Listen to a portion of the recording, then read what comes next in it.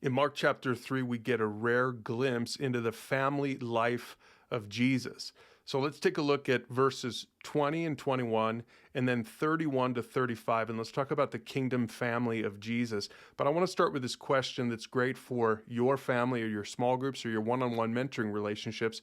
Has your family ever become an idol for you? You know, families are good, but sometimes when we put them above our relationship with Jesus, families, even good things, can become bad things. They can become idols for us, distractions for us. And it almost happened with Jesus. Well, not almost, but let's take a look. Verse 20 and 21. One time, Jesus entered a house and the crowds began to gather again. Soon he and his disciples couldn't even find time to eat.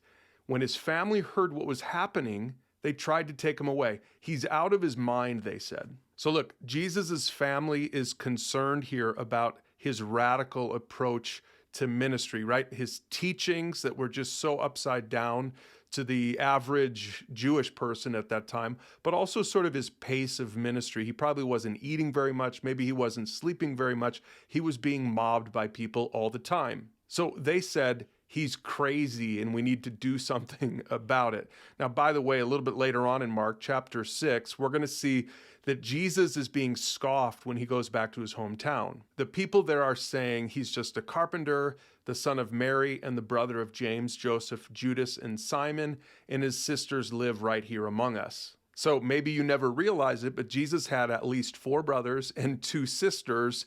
And look at what he's saying here in this passage. It says that they were deeply offended and refused to believe in Jesus. And so here's what he said. A prophet is honored everywhere except in his own hometown and among his relatives and his own family. So Jesus' family is skeptical, and that leads to what happens at the end of chapter 3. Verse 31, it says, Then Jesus' mother and brothers came to see him. They stood outside and sent word for him to come out and talk with them. There was a crowd sitting around Jesus, and someone said, Your mother and your brothers are outside asking for you. So look, Jesus' family tracks him down and they try to do an intervention, right? Now, you got to understand the Middle Eastern culture where shame and honor are amongst the highest values. So the purpose here of this family is to remove Jesus from a situation that could reflect badly on his entire family. Now, I want you to pay attention to a word here because I think Mark includes it intentionally. I think he's trying to make a point, and the word is outside. Jesus' mother and brothers were standing outside. They weren't a part of the inner circle of Jesus at this time. And it calls to mind this kind of question of outsiders versus insiders. And it's not just about Jesus's family being on the outside. It's really more about the way that the religious people were becoming the outsiders. That's really what we've been seeing all through the Gospel of Mark so far. The picture has flipped. The insiders are now fishermen and tax collectors, and the outsiders are Pharisees and religious teachers. And all of this becomes clear at the very end of the chapter. Verse 33, it says, Jesus replied, Who is my mother?